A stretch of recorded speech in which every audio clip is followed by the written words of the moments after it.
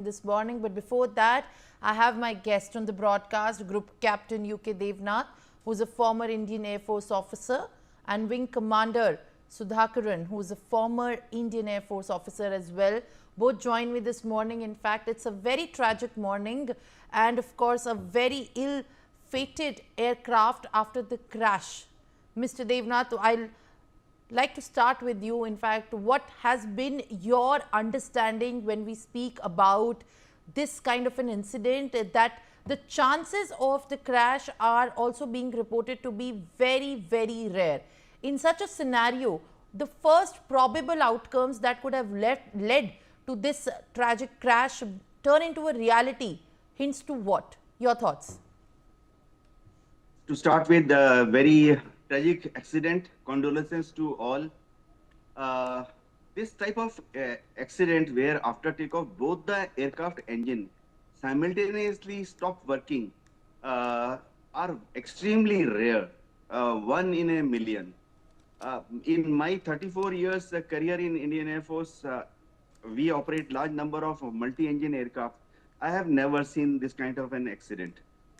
Invariably, normally what happens that out of many engines, say 2 or 4 engine on board, one will pack up, or one or two will give a little less thrust than desired amount of thrust. In this accident, we see both the engines packed up, and obviously, as now we can make out from the videos, the thrust reduced, or maybe the thrust became zero, both engines. So pilot had no option but to lower his nose. We in pilot's jargon call the front portion of the aircraft as nose. The pilot has lowered his nose. We can see that the undercarriage is down. It is quite possible that when the pilot realized that the aircraft will not climb and he has to force land the aircraft ahead of him, he lowered the undercarriage at that particular moment. Two engines simultaneously packing up, it is from technical point of view nowadays is almost kind of impossible, because for last 30 years, last 20 years, aircraft designers all over the world ensure that both the engines are totally independent of each other. In fact, the fuel tank, fuel supply pipelines, the booster pumps, filters, everything is separate for both the engines. So if one engine packs up, other engine has got its separate fuel tank, separate fuel pipelines, separate electrical connections. So the other engine normally continues to function. In this instance, I'll be guessing right now, but it appears that probably the aircraft after takeoff passed through a big flock of birds. We see in summer season big flocks of birds floating over cities. Ahmedabad has got large number of abattoirs where they dispose of remains of the animal in rather unscientific manner. These abattoirs, they attract large number of birds. So it is quite possible that two birds were sucked in by both the engines. If I remember, Hudson River air crash, in that an Airbus A320 was involved under exactly similar circumstances when the aircraft after takeoff was climbing through 2,300 feet. Two separate birds got ingested in both the engines and both the engines packed up.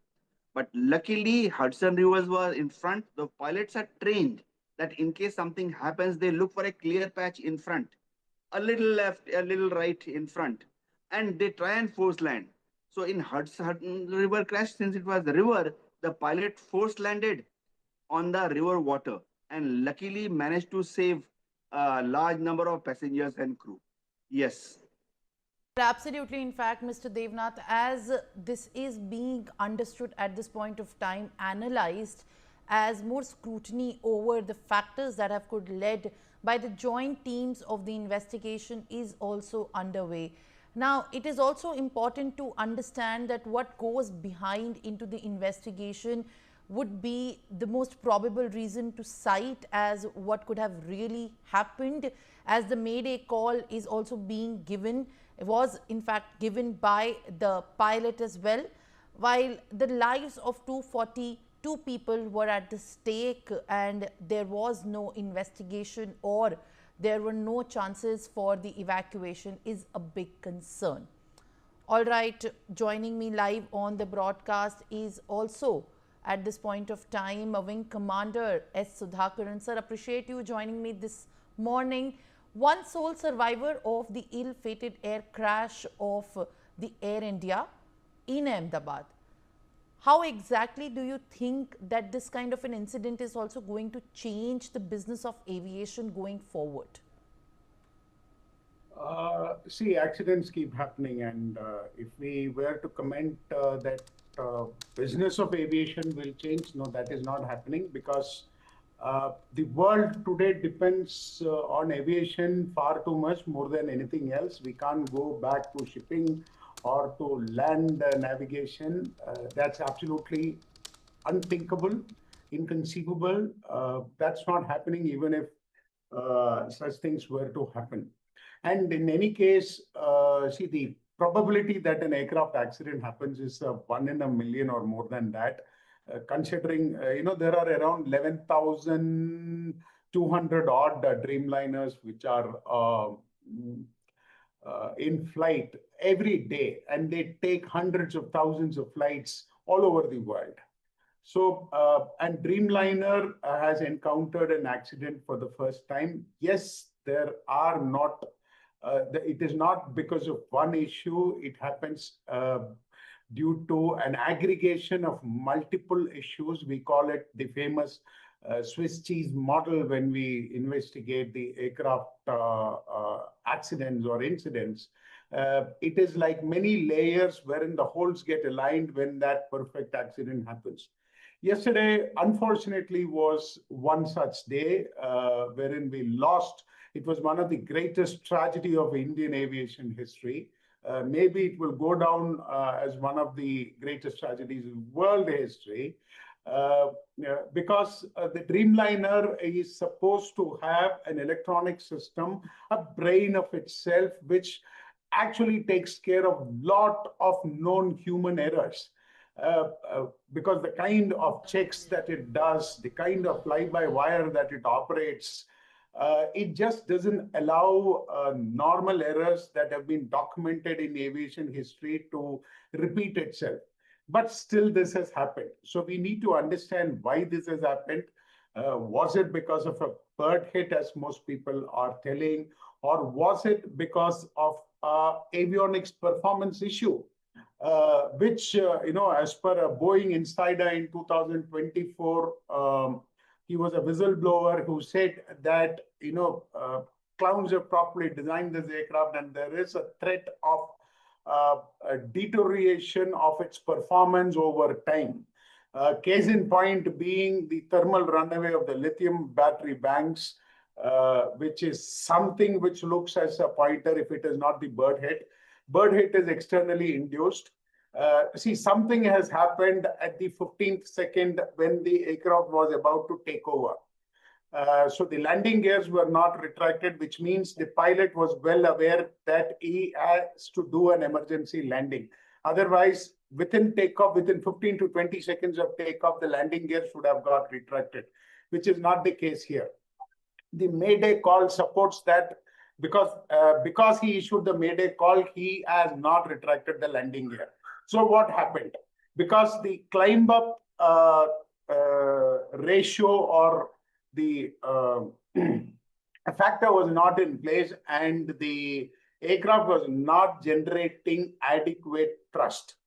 Why was it not generating adequate thrust despite it having two engines? There could be two reasons to it. One is external, as we talk about bird hits. Like yesterday also, I was speaking to one of the experienced pilots, sea pilot, who have flown Dreamliner and specifically operated in the Ahmedabad area. We realized that there are a lot of birds. The birds are an issue. But then the videos don't indicate that. And these are small birds that he was talking, and what kind of an impact a small bird could cause on an engine like these are next generation GE engines. So That will come out only when the black box parameters are forensic analysis is conducted. But if we have to hazard a guess, we will also have to look at whether there was a thermal runaway from the batteries, which probably caused an explosion or a fire, which led to the FADEC system, which is the engine control system, to cut down both the engines and then consequently lead to a lack of thrust. Now, if that be the case, it is it is hard times for Boeing, because Boeing has been undergoing a lot of scrutiny. They have paid fines amounting to something like $2.5 billion 2-3 years back. Have they cut corners? Was something overlooked? Because as I told you, all this is a Swiss cheese model that determines an accident like this happens. And yesterday was no different, because there were environmental factors, there were climatic factors, there were this technical error, and then all these things probably added up to unfortunately take the lives of 275 odd individuals. Individuals who are not on the plane, on the ground, unfortunately lost their lives. This also gives us the reckless way that we are developing the aviation sector. We must take great care to ensure that the periphery of the airfields are by and large open. They are not, we don't need buildings there. We can leave them, we can have gardens, we can have forests there, we can have water bodies there. In any case, we have a problem of flood. These are things that the city planners should keep in mind, because see, when you create an aircraft at the heart of a city, please understand it is not for 1 year, 2 year, or 3 years. So, which means that you are designing a crisis to happen anywhere over a period of time, because it is all about one projectile, one aircraft going and having a bad day. Hundreds and thousands of lives could get lost. This is a lesson that the city planners have to take in mind in the long term. They should look at evicting some of these properties. The slums that are specifically in Mumbai, there are a lot of slums around the airport. While, the politicians find it difficult to, because of the vote bank politics, but then you are playing with the lives of people and then shedding crocodile tears when something like this happens doesn't augur well for the country. For the planning of the airports, the vicinity around, we need a lot of green spaces. That can be developed as the heart and lung of the city. And that is very, very important and key. Right. In fact, Mr. Sudhakar, thank you very much for being with us on the broadcast. And now I'll request you to be with us for, in fact, ahead as well. What we are learning